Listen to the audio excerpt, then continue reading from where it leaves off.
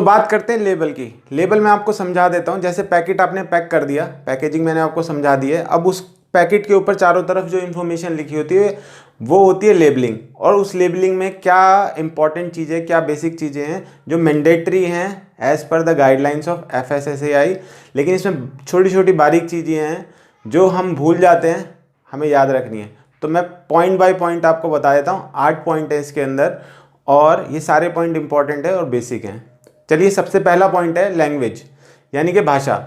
Product के ऊपर जो भी आप लेबल लगाते हैं, कोई भी आप लैंग्वेज लिखते हैं, वो लैंग्वेज हिंदी या फिर इंग्लिश, दोनों में से किसी एक भाषा में हो सकती है। तीसरी लैंग्वेज आप यूज़ कर सकते हैं, लेकिन दोनों में से एक भाषा आपको तब भी यूज़ करनी पड़ेगी, मैंडेटरी है। प्रोडक्ट का जो लेबल है वो फिक्स होना चाहिए उसके साथ, और अगर फिक्स नहीं है, आपने अलग से भी लगाया है, तो वो भी इतना अच्छा होना चाहिए कि वो रिमूवेबल नहीं हो। मैं प्रोडक्ट आपको दिखा देता हूँ। ये रिलायंस का प्रोडक्ट है, इसके ऊपर इन्होंने अलग से लेबल चिपकाया है। ये पॉलीथीन है, इस पॉलीथीन के अंदर अभी तो दालचीनी का पैकेट है, इसके अंदर ही वो इलायची बेचता है, इसी के अंदर वो काली मिर्च बेचता है, इसी के अंदर लौंग बेचता है, इसके अंदर बाकी मसाले भी बेचता है। ये इसने यूनिवर्सल पैकिंग बनवा ली है, और ये जो लेबल है, ये लेबल वो चिपका देता है। अब मैं इसे हटाना चाहूँ तो नहीं हट सकता है। एक ये लेबल है जो पूरा कंप्यूटराइज चिपका हुआ है, मैं इसको हटा नहीं सकता क्योंकि ये बिल्कुल इसके साथ चिपका हुआ है, ठीक है। और इसमें सारी इन्फॉर्मेशन कंप्यूटराइज तरीके से लगाई है। ये इन्फॉर्मेशन है इस प्रोडक्ट की, काफ़ी अच्छे तरीके से परमिटेड है FSSAI के तरीके से। अब इसके ऊपर जो राइट इन्फॉर्मेशन होनी चाहिए लैंग्वेज के अंदर, देखिए जो लिखा हुआ है, जैसे इसमें लिखा हुआ है दालचीनी, अब मैं इसमें डाल दूँ लौंग, नहीं जमेगा। तो जो लिखा है वही प्रोडक्ट के अंदर होना चाहिए। मिसलीडिंग इन्फॉर्मेशन नहीं होनी चाहिए, चाहे वो वेट से रिलेटेड हो, चाहे डिस्क्रिप्शन से रिलेटेड हो, चाहे कोई और हो, कोई भी मिसलीडिंग इन्फॉर्मेशन नहीं चलेंगी।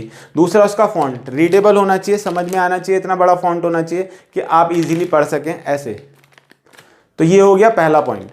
अब आते दूसरा, जो कि है इसकी डिस्क्रिप्शन। डिस्क्रिप्शन में काफ़ी सारी चीज़ें आती हैं, जैसे प्रोडक्ट का नाम आ गया डिस्क्रिप्शन में, प्रोडक्ट का वेट आ गया, प्रोडक्ट का लॉट नंबर आ गया, प्रोडक्ट का MRP आ गया, प्रोडक्ट का मैन्युफैक्चरिंग और एक्सपायरी डेट आ गया।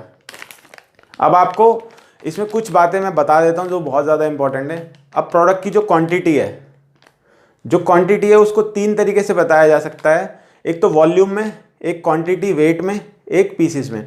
या तो इसके अंदर होंगे पीसेस, 6 पीस, 12 पीस, 18 पीस, उस हिसाब से आप बेच सकते हैं।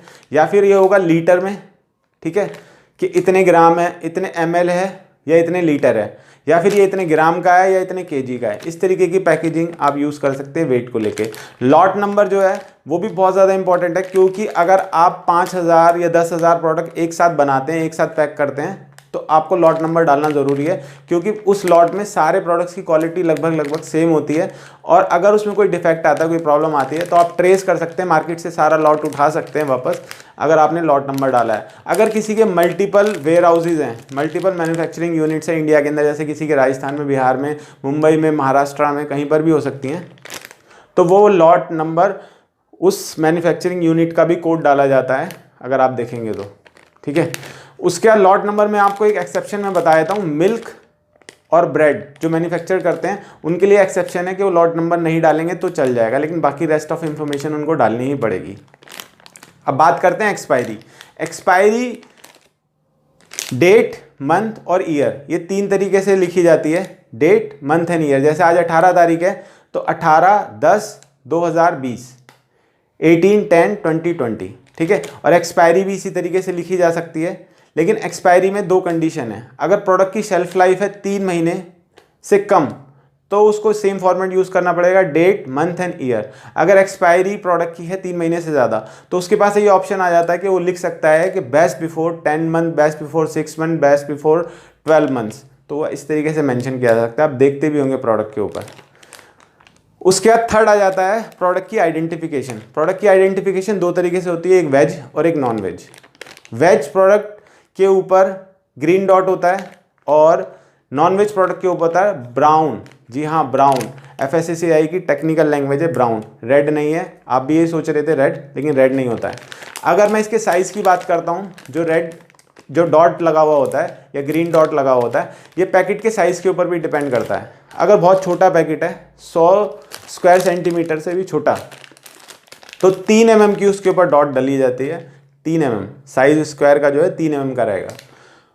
और अगर उसका साइज है 100 से लेके 500 तक तो 4 mm, 500 से लेके 2500 तक का तो 6 mm, 2500 से अबव है तो 8 mm, यानी कि वो दिखाई देना चाहिए, विजिबल होना चाहिए प्रोडक्ट का साइज बड़ा होने पर, प्रोडक्ट पे इजीली आइडेंटिफाई होना चाहिए। अब उसके बाद फोर्थ आ जाते हैं प्रोडक्ट के इंग्रेडिएंट्स। ये सिंगल प्रोडक्ट है तब भी इसका इंग्रेडिएंट लिखना ज़रूरी है। मल्टीपल प्रोडक्ट्स वाले प्रोडक्ट ये होते हैं, देखिए मल्टीपल, इसके अंदर वेजिटेबल ऑयल भी यूज़ किया गया है, मैदा, सूजी, बेसन ये यूज़ किया गया है, साथ ही साथ इसमें नमक, चीनी भी यूज़ की गई है। तो जितने भी इसके अंदर इंग्रेडिएंट्स हैं, जितने भी प्रोडक्ट से बना है उस सारे के सारे मेंशन करना ज़रूरी है। और फिफ्थ आ जाते हैं एडिटिव, कलर और प्रिजर्वेटिव्स। ठीक है, तो FSSAI ने परमिटेड कर रखे हैं कुछ कलर्स जो आप अपने खाने में यूज़ कर सकते हैं, कुछ फ्लेवर जो अपने खाने में यूज़ कर सकते हैं, और प्रिजर्वेटिव्स। ठीक है, तो ये परमिटेड हैं, इसका आपको पूरा मेंशन करना पड़ेगा। FSSAI ने इसके पूरे कोड दे रखे हैं परमिटेड कलर्स के लिए, तो वो आपको मेंशन करने पड़ेंगे अपने प्रोडक्ट के ऊपर। उसके बाद आते हैं न्यूट्रिशनल इन्फॉर्मेशन। न्यूट्रिशनल इन्फॉर्मेशन आजकल बहुत ज़्यादा इंपॉर्टेंट हो गया है और हर प्रोडक्ट पे देना बहुत ज़रूरी है, चाहे वो कोई भी फूड प्रोडक्ट हो। अब ये होता क्या है, ये दिखाया जाता है कि जैसे 100 ग्राम अगर आप कुछ खाते हैं, यानी कि जैसे मैं बिस्किट आपको दिखा रहा था, अगर मैं 100 ग्राम बिस्किट खाता हूँ या 100 ml जूस पीता हूँ या 100 ml कुछ करता हूँ, तो इस तरीके से दिखाना है 100 के हिसाब से। ठीक है, अब उसके अंदर कितना प्रोटीन है, कितना कार्बोहाइड्रेट्स है, वो कैलोरीज में दिखाना होता है कि इसमें मुझे खाने के बाद इतनी एनर्जी मिलेगी जिसके अंदर इतनी कैलोरीज होती हैं। आप protein, carbohydrates, fat, sugar, vitamins ये सारी चीज़ें दिखा सकते हैं। साथ ही साथ अगर उसके अंदर कोई एक्स्ट्रा हेल्थ से रिलेटेड प्रोडक्ट में अगर आपने डाला है कि इससे आपका फैट कम हो सकता है, इससे आपकी बॉडी की मसल्स बढ़ सकती हैं, इससे आपकी इम्यूनिटी बढ़ सकती है। इम्यूनिटी को लेकर रामदेव बाबा के भी बहुत पंगे हुए थे FSSAI के, आपको कुछ आइडिया मिल गया होगा। या कोई और रिस्क से रिलेटेड अगर कोई बात है तो वो लैब टेस्टेड होना ज़रूरी है FSSAI से। जब तक वो नहीं होगा अप्रूव तब तक आप नहीं प्रिंट कर सकते हैं अपनी मर्जी से। उसके बाद आते हैं मैन्युफैक्चरर, सातवां। मैन्युफैक्चरर और इंपोर्टर, ये दो तरीके के लोग होते हैं, या तो मैन्युफैक्चरर होगा प्रोडक्ट या फिर इंपोर्ट होगा।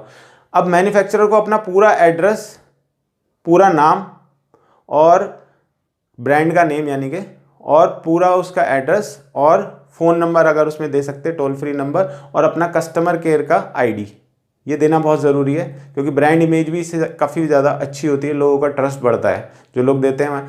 अब इंपोर्टर अगर कोई प्रोडक्ट इंपोर्ट करवाता है तो उसको इंपोर्टर लाइसेंस के साथ साथ FSSAI के लाइसेंस भी लेने ज़रूरी हैं। और वो अगर प्रोडक्ट हैं हेल्थ से रिलेटेड तो उनकी टेस्टिंग करानी बहुत ज़रूरी है, क्योंकि उन प्रोडक्ट्स के ऊपर भी हेल्थ की इन्फॉर्मेशन लिखी होती है, वो लिखी होनी भी ज़रूरी है।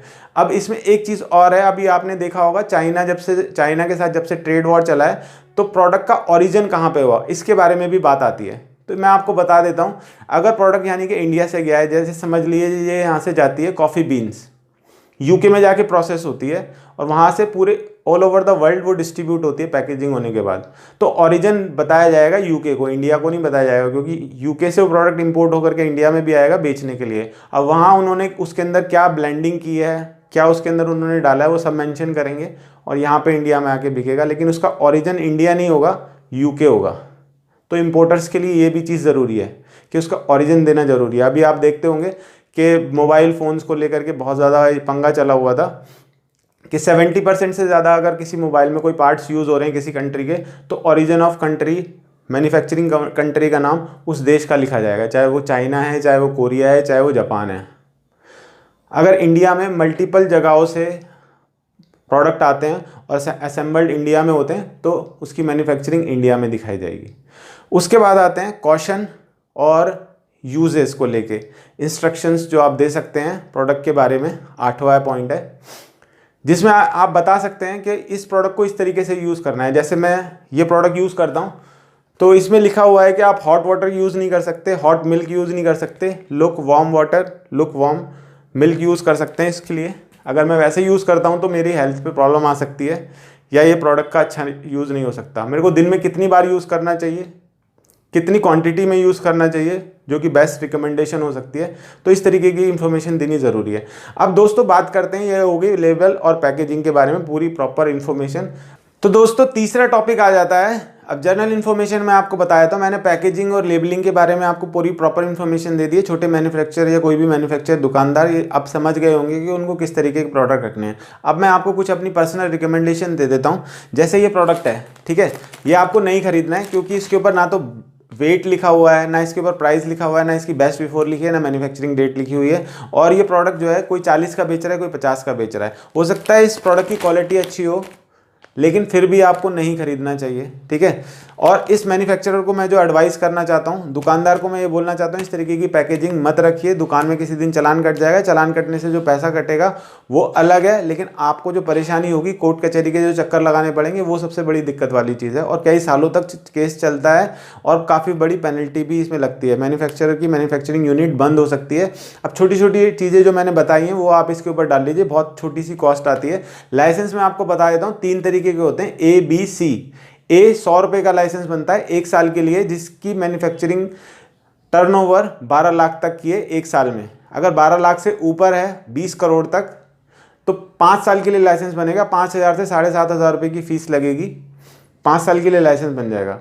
और अगर किसी की 20 करोड़ से ऊपर की टर्नओवर है तो उसका लाइसेंस बनता है 10,000 रुपये का 5 साल के लिए। अगर आप कॉस्ट लगाएं और टर्नओवर से कैलकुलेट करें तो बहुत छोटी सी कॉस्ट है, कोई बहुत बड़ी कॉस्ट नहीं है। लेकिन छोटे छोटे मैन्युफैक्चरर डरते हैं इन चीज़ को लेने से। ऑनलाइन आपको करना है। अगर आपको इसके लिए रिगार्डिंग भी वीडियो चाहिए कि आपको लाइसेंस कैसे बनवाना है, तो मैं पूरा वीडियो आपको बना के दे दूंगा। आप बस मुझे कमेंट करके बताइए कि हाँ मुझे चाहिए इस तरीके का वीडियो। ये मैं रिकमेंड नहीं करता। अब इस मैन्युफैक्चरर को मैं एडवाइस करूँगा कि वो सारी चीज़ें यूज़ करे, कस्टमर को एडवाइस करूँगा नहीं खरीदना है। अब ये ब्रेड का पैकेट है, ये भी सेम उसी तरीके का है। इसमें लेकिन कुछ इन्फॉर्मेशन इसने दी है। इसने दिया है प्रीमियम ब्राउन ब्रेड, इसने MRP दिया है और एक्सपायरी दिया है, ठीक है, एक्सपायरी दे दिया। अब इसमें वेट कितना है नहीं बताया उसने, किस ब्रांड का है नहीं बताया। ब्रांड अगर वो लिख देता तो उसकी ही इमेज बढ़ती। कितना इसमें वेट है, कस्टमर के लिए आइडियल रहता कि यार इतना वेट है ये है। और न्यूट्रिशनल इन्फॉर्मेशन इसके अंदर नहीं दी गई है, कोई इंग्रेडिएंट्स नहीं दिए गए, क्या क्या चीज़ इसमें यूज़ की गई है, वेज है नॉन वेज है नहीं पता है। तो ये छोटी छोटी इन्फॉर्मेशन है जो देनी बहुत ज़रूरी है। तो दोस्तों, और एक चीज़ और है, ये मैंने आपको पैकेट बोला था, देखिए ये एक कस्टमर का है। मैं इसमें जीरा बिस्किट लेकर के आया था कुकीज़ का, और ये इन्फॉर्मेशन मैं आपको स्क्रीन पे दिखा देता हूँ।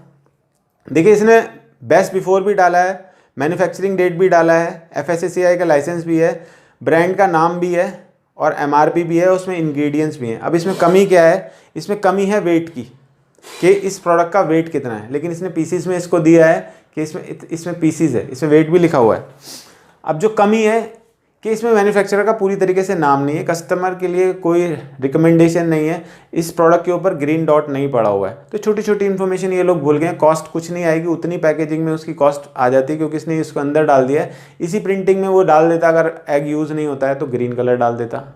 जब वो छपवा ही रहा है और वो जीरा बिस्किट बेच रहा है, और अगर उसने अंडे का या किसी चीज़ का यूज़ किया है तो उसके बाद ब्राउन डॉट डाल देता। तो ये छोटी छोटी चीज़ें हैं जो कस्टमर का ट्रस्ट बिल्ड कर सकते हैं। कस्टमर हो सकता है इसको ख़रीद लेता अगर वो ग्रीन डॉट देखता, और अगर नहीं है तो इसलिए वो नहीं खरीद रहा है। तो आप समझिए छोटी छोटी चीज़ें हैं, और कस्टमर को मैं यही बोलना चाहता हूँ कि आप छोटी छोटी चीज़ों को समझिए। एक डिस्क्रिप्शन बॉक्स के अंदर मैं आपको पूरी PDF दे रहा हूँ जिसमें आप पूरी डिटेल में जानकारी ले सकते हैं। 30 पेज का PDF है लेबलिंग और पैकेजिंग को लेकर के, और एक PDF अलग से डाल रहा हूँ कस्टमर्स के लिए, जिसमें कस्टमर केयर नंबर मिलेगा, FSSAI का व्हाट्सएप नंबर मिलेगा और उसकी मेल ID मिलेगी। अगर आप किसी प्रोडक्ट की कोई कंप्लेंट करना चाहते हैं तो शौक से कीजिए, बहुत अच्छे से कीजिए, बहुत जल्दी कार्रवाई होती है FSSAI। और फूड सेफ्टी आपकी सेफ्टी है, आपकी हेल्थ की सेफ्टी है, सारी की सारी वेल्थ आपकी रखी रह जाएगी, क्योंकि लोग बोलते हैं हेल्थ इज़ वेल्थ। अगर हेल्थ है तो वेल्थ है, अगर हेल्थ नहीं है तो वेल्थ भी नहीं है, सब बेकार हो जाएगा। अभी जो टाइम चल रहा है उसमें वैसे भी। और बच्चों को ऐसी चीज़ें खरीदने से अवॉइड कीजिए जिसकी आपको लग रहा है डाउटफुल है। और जो मैंने पॉइंट्स आपको बताएं, कीप इन योर माइंड। अगर आप कोई चीज़ भूल रहे थे तो उसको याद रखिएगा। तो आज का मैं टॉपिक यहीं ख़त्म करता हूँ। सलाम, नमस्ते, सत श्री अकाल।